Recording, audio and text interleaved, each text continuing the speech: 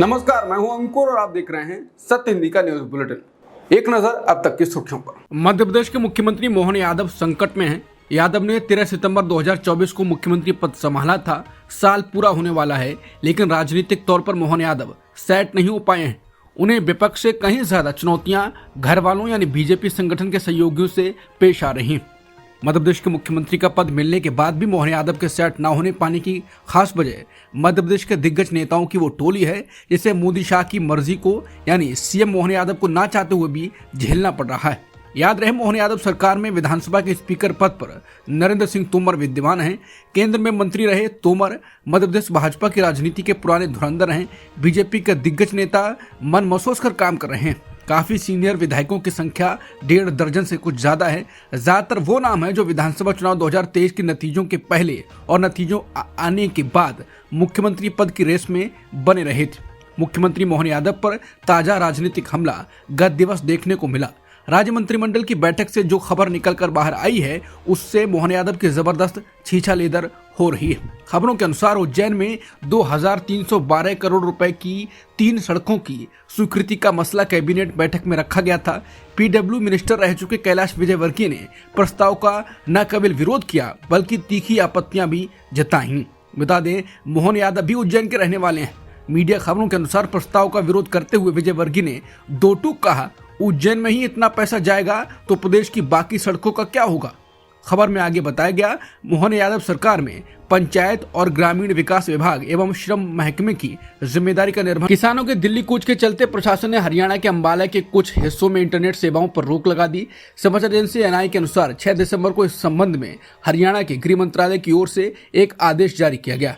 इसके अलावा किसानों को दिल्ली आने से रोकने के लिए हरियाणा पुलिस ने आंसू गैस के गोले छोड़े। प्रदर्शन के दौरान किसानों को हिरासत में भी लिया गया है। शम्मू बॉर्डर के पास किसानों को दिल्ली कूच से रोकने के लिए बड़ी संख्या में पुलिस तैनात की गई। किसान नेता सरवन सिंह पंढेर ने कहा कि किसानों के पैदल जत्थे को हरियाणा पुलिस के साथ टकराव के बाद वापस आने को कहा है।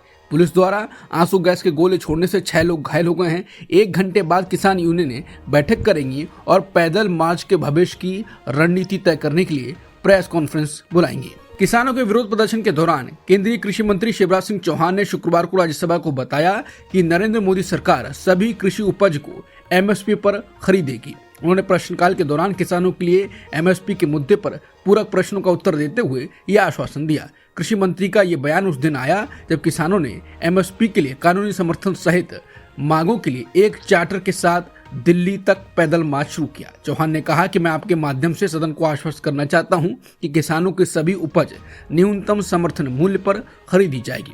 ये मोदी सरकार है और मोदी की गारंटी को पूरा करने की गारंटी है। यूपीएससी की तैयारी करने वाले छात्रों को प्राइवेट कोचिंग देने वाले टीचर अवध ओझा 2 दिसंबर को आम आदमी पार्टी में शामिल हो गए। इसके बाद अवध ओझा के कई पुराने वीडियो सोशल मीडिया पर वायरल होने लगे, जिसमें वो केजरीवाल की आलोचना और राहुल गांधी की तारीफ और मोदी की तारीफ कर रहे थे। अब बीबीसी से उनका इंटरव्यू हुआ, लेकिन इंटरव्यू पूरा नहीं हो पाया। उसको आम आदमी पार्टी के नेताओं ने रोक दिया। दरअसल जब इंटरव्यू के दौरान नरेंद्र मोदी और राहुल गांधी की तारीफ के बारे में उनसे सवाल पूछा गया तो आपके पदाधिकारियों ने बातचीत रोकने को कहा। आप नेता पत्रकार से बोला था कि कोई उल्टा सीधा सवाल नहीं करने का।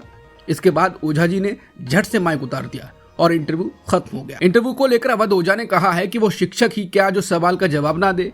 कल बीबीसी के साथ बढ़िया इंटरव्यू हुआ, उसे अवश्य देखें। अनफॉर्चुनेटली साक्षात्कार के दौरान हमारे एक वॉलंटियर ने अनजानवश पत्रकार महोदय को रोक दिया, जो कि बिल्कुल सही नहीं था। लोग कह रहे हैं उसे दंड दो, बर्खास्त करो। उसे दंड देना उचित नहीं है क्योंकि भाववश गलती हो गई। बाकी मैं किसी भी प्रश्न के लिए हमेशा तैयार हूँ। शिक्षक हूँ, प्रश्नों से ही मुझे ऊर्जा मिलती है और ये मत भूलना हमेशा दोस्ती बनी रहे। मध्य प्रदेश के रतलाम में 3 नाबालिग बच्चों को एक लड़के द्वारा पीटने और अल्लाह बोलने के बाद जय श्री राम के नारे लगवाने का वीडियो वायरल हो रहा है। रात करीब 10 बजे बच्चों को लेकर परिवार वाले रिपोर्ट लिखवाने मानिक चौक थाने पहुंचे। खबर फैलने पर बड़ी संख्या में समाजजन भी एकत्र हो गए। एक युवक बच्चों को चप्पल से पीट रहा है और जय श्री राम के नारे लगवा रहा है। जिन बच्चों की पिटाई की गई उनमें 6 वर्ष का बालक यतीम भी है। उसके माता पिता की कुछ समय पहले सड़क हादसे में मौत हो चुकी है। एएसपी राकेश खाका ने बताया कि बच्चों के साथ मारपीट करने संबंधी वीडियो वायरल हुआ है। वीडियो लगभग 1 से 1.5 माह पुराना बताया जाता है। इस संबंध में आरोपित की तलाश में साइबर टीम को लगाया गया है। विभिन्न धाराओं में प्रकरण दर्ज किया गया है। आरोपी को शीघ्र गिरफ्तार किया जाएगा। लोग पूछ रहे हैं कि बच्चों को पीट पीट कर जय श्याम कहलवाना कौन सा साहस है, शर्मनाक है ये। लोगों का कहना है कि कितने परम भक्त हैं, छोटे बच्चों को पीटते हुए माँ की गाली के साथ राम का नाम ले रहे हैं। इनके मुंह से राम का नाम सुनकर ऐसा लगता है जैसे किसी ने मिठाई को मवाद में डुबो दिया हो। ये मवाद ही है अब इस देश की राजनीति का सबसे प्रिय व्यंजन बन चुका है। जय श्री राम। मम्मी वो जय श्री राम, जय श्री राम, जय श्री राम, जय श्री राम। निकल रहे हैं, इनके मुंह से तो नहीं निकल रहे। क्या बोला अल्लाह अल्लाह अल्लाह अल्लाह बोल, अल्लाह अल्लाह अल्लाह बोलो अल्लाह। अल्लाह। भगवान हाँ? भगवान अल्लाह। भगवान आप बोलो जो संसद में पक्ष और विपक्ष के बीच में लगातार हंगामा जारी है। इसी बीच अब एक और नया विवाद सामने आया है। राज्यसभा की सभापति जगदीप धनखड़ ने कहा कि मैं सदस्यों को जानकारी देना चाहता हूं कि कल सदन की कार्रवाई स्थगित होने के बाद नियमित जांच के दौरान सुरक्षा अधिकारियों ने सीट संख्या 222 से नोटों की एक गड्डी बरामद की। ये सीट वर्तमान में तेलंगाना राज्य से निर्वाचित अभिषेक मनु सिंघवी को आवंटित है। ये मामला मेरे संज्ञान में लाया गया और मैंने सुनिश्चित किया कि जांच हो और ये चल रही है। इस मामले पर अब भारतीय जनता पार्टी विपक्ष पर हमलावर है। अभिषेक मनु सिंघवी ने भी इस मामले में सफाई दी। उन्होंने कहा ये नोटों की गड्डी मेरी नहीं है, मैं संसद में सिर्फ 500 रुपए लेकर पहुंचता हूं। सिंघवी ने कहा ये पैसे उनके नहीं हैं, ये जांच का विषय है कि आखिर पैसे कहां से आए। कांग्रेस सांसद और वरिष्ठ वकील अभिषेक मनु सिंघवी ने कहा मैं इस बारे में सुनकर ही हैरान हूं, मैंने इसके बारे में कभी नहीं सुना। मैं कल दोपहर 12:57 पर सदन के अंदर पहुंचा। सदन दोपहर 1 बजे उठा। दोपहर 1 से 1:30 बजे तक मैं अयोध्या प्रसाद के साथ कैंटीन में बैठा और लंच किया। दोपहर 1:30 बजे मैं संसद से चला गया। इसलिए कल मैं सदन में कुल 3 मिनट और कैंटीन में 30 मिनट रहा। मुझे अजीब लगता है कि ऐसे मुद्दों पर भी राजनीति की जाती है। बेशक इस बात की जांच होनी चाहिए कि लोग कैसे कहीं भी और किसी भी सीट पर कुछ भी रख सकते हैं। इसका मतलब है कि हम में से हर किसी के पास एक सीट होनी चाहिए जहां सीट को लॉक किया जा सके और चाबी सांसद अपने साथ ले जा सकें, क्योंकि फिर हर कोई सीट पर बैठकर कुछ भी कर सकता है और इस बारे में आरोप लगा सकता है। अगर ये दुखद और गंभीर नहीं होता तो ये हास्यास्पद होता। मुझे लगता है कि सभी को इस मामले की तह तक पहुंचने में सहयोग करना चाहिए और अगर सुरक्षा एजेंसियों में कोई कमी है तो उसे भी पूरी तरह से उजागर किया जाना चाहिए। केंद्रीय ऊर्जा मंत्रालय ने अडानी ग्रुप और एजोर पावर से बिजली खरीदने वाले राज्यों के लिए ट्रांसमिशन शुल्क माफ किया और इसके 24 घंटे के भीतर जगनमोहन रेड्डी के नेतृत्व वाली आंध्र प्रदेश सरकार ने solar energy corporation of India यानी SECI के साथ एक समझौता किया था, जिसके तहत इन दोनों कंपनियों को कुल 12 गीगावाट के प्रोजेक्ट दिए गए। एक अनुमान है कि ISTS यानी inter state transmission system charge में छूट मिलने से 80 पैसे प्रति यूनिट सालाना 1360 करोड़ रुपए की बचत हुई, जिसने राज्य को अडानी ग्रीन और एजोर पावर से बिजली खरीदने के लिए प्रोत्साहित किया। ISTS चार्ज तब लगता है जब बिजली को नेशनल ग्रिड की मदद से एक राज्य से दूसरे राज्य में ले जाया जाता है, जिसका केंद्र सरकार पैसे लेती है। इसीलिए केंद्र सरकार ने राज्यों की ट्रांसमिशन फीस माफ कर दी, लेकिन इसके पीछे मकसद यही था ताकि राज्य अडानी ग्रीन और एजोर पावर से सोलर पावर खरीद सकें। ISTS शुल्क की इस छूट से अनुमान है कि प्रति यूनिट 80 पैसे यानी प्रति वर्ष 1360 करोड़ रुपए की बचत होगी, जिससे एक तरह से राज्य को 2 परियोजनाओं से बिजली खरीदने के लिए बढ़ावा मिलेगा। हालांकि अब देखिए कि आंध्र प्रदेश से अडानी ग्रीन का अनुबंध हो चुका है, बिजली सप्लाई टाइम पर पहुंचने की शर्त भी खत्म हो चुकी है और अडानी ग्रीन की बिजली आंध्र प्रदेश अभी पहुंची नहीं है। आंध्र प्रदेश सरकार के एक सूत्र ने इंडियन एक्सप्रेस को बताया कि अडानी ग्रीन पावर की पहली 1000 मेगावाट की आपूर्ति अप्रैल 2025 में शुरू होने की उम्मीद है, जबकि शेष जून 2025 के बाद चालू होगी। आंध्र प्रदेश केंद्रीय एजेंसी SECI से 1700 करोड़ रुपए यूनिट बिजली खरीदने पर सहमत हुआ था। इसलिए बिजली मंत्रालय के हस्तक्षेप से सरकार के 1360 करोड़ रुपए माफ कर दिए गए। चूँकि बिजली खरीद अनुबंध 25 वर्षों के लिए है, इस अवधि के लिए छूट की कुल राशि 34,000 करोड़ रुपए होगी। ऑल्ट न्यूज के सह संस्थापक और फैक्ट चेकर मोहम्मद जुबैर की याचिका पर सुनवाई टल गई। इलाहाबाद हाई कोर्ट की डिवीजन बेंच ने सुनवाई से खुद को अलग किया।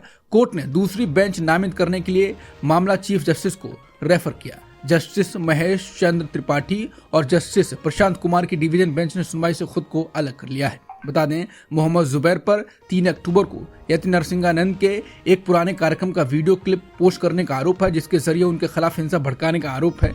मामले में जुबैर के खिलाफ कठोर धाराएं जोड़ दी गई जो भारत की संप्रभुता, एकता और अखंडता को खतरे में डालने वाले कृत्यों को अपराधी बनाती है। बता दें, इससे पहले सीजे संजीव खन्ना ने मुख्य चुनाव आयुक्त और चुनाव आयुक्तों की नियुक्ति वाले मामले की सुनवाई से खुद को अलग कर लिया था। देश भर में एक के बाद एक मस्जिदों पर मुकदमे दायर किए जाने से रोकने के लिए सुप्रीम कोर्ट के पूर्व जज जस्टिस रोहिंटन नरीमन ने एक रास्ता बताया है। उन्होंने गुरुवार को कहा कि हालांकि अयोध्या मामले में सुप्रीम कोर्ट का फैसला धर्मनिरपेक्षता के लिए न्याय का मजाक था, लेकिन 1991 के पूजा स्थल अधिनियम की पुष्टि करने वाले फैसले के 5 पन्ने एक उम्मीद की किरण थे। उन्होंने कहा कि फैसले के उन 5 पन्नों को देश भर की निचली अदालतों और हाई कोर्टों में पढ़ा जाना चाहिए।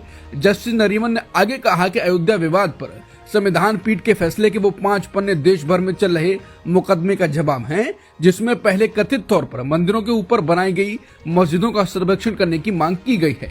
बारेन बेंच की रिपोर्ट के अनुसार जस्टिस नरीमन ने कहा, और यही संविधान बेंच इस पर 5 पन्ने खर्च करती है और कहती है कि धर्मनिरपेक्षता में यही सही है। जो मूल ढांचे का हिस्सा है कि आप पीछे नहीं देख सकते, आपको आगे देखना होगा। फर्जी पीएमओ अधिकारी से लेकर फर्जी वैज्ञानिक गुजरात में पाए जाते हैं, लेकिन अब फर्जी डॉक्टर भी गुजरात में पाए जाते हैं।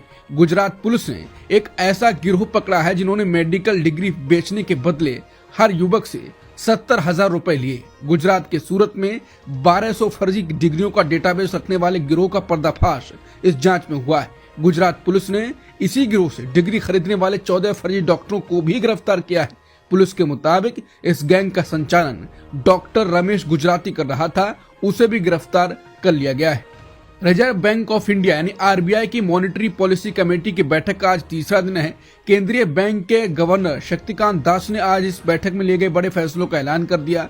बता दें कि बड़ी आर्थिक चुनौतियों के बीच हुई इस बैठक में रेपो रेट से जुड़ा फैसला लिया गया और लगातार 11वीं बार ऐसा हुआ है जब आरबीआई ने रेपो रेट में कोई बदलाव नहीं किया है। रेपो रेट 6.50% पर ही कायम है। पाकिस्तान के पूर्व प्रधानमंत्री इमरान खान के एक्स अकाउंट से किए गए लंबे पोस्ट में आने वाले दिनों में पार्टी के आंदोलन की रूपरेखा के बारे में जानकारी दी गई।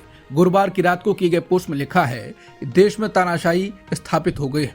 सरकारी आतंकवाद की वजह से निर्दोष और शांति राजनीतिक कार्यकर्ताओं पर गोली चलाई गई और उन्हें शहीद किया गया। हमारे हजारों कार्यकर्ता लापता हैं। सुप्रीम कोर्ट को अब इस पर संज्ञान लेना चाहिए और अपनी संवैधानिक भूमिका निभानी चाहिए। हमने गंभीर मानवाधिकार उल्लंघनों के लिए supreme court, Lahore high court और इस्लामाबाद हाई कोर्ट का दरवाजा खटखटाया, लेकिन अदालतों ने कोई कार्रवाई नहीं की और अब देश इस स्थिति तक पहुंच गया है। पोस्ट में लिखा है कि हम 13 दिसंबर को शहीदों को श्रद्धांजलि देने के लिए पेशावर में एक भव्य सभा का आयोजन करेंगे और सभा में भाग लेने के लिए विपक्षी राजनीतिक दलों को आमंत्रित किया जाएगा।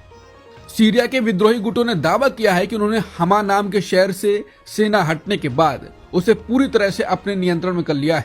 इस्लामी चरमपंथी विद्रोही समूह हयात तहरीर अल शाम के नेता अबू मोहम्मद अल जवलानी ने हमा में जीत की घोषणा की है। उन्होंने कहा कि शहर में किसी से कोई बदला नहीं लिया जाएगा। इससे पहले विद्रोहियों और उनके सहयोगियों ने हमा की सेंट्रल जेल पर कब्जा कर लिया था। उसके बाद उन्होंने भीषण लड़ाई के बीच कैदियों को रिहा कर दिया था।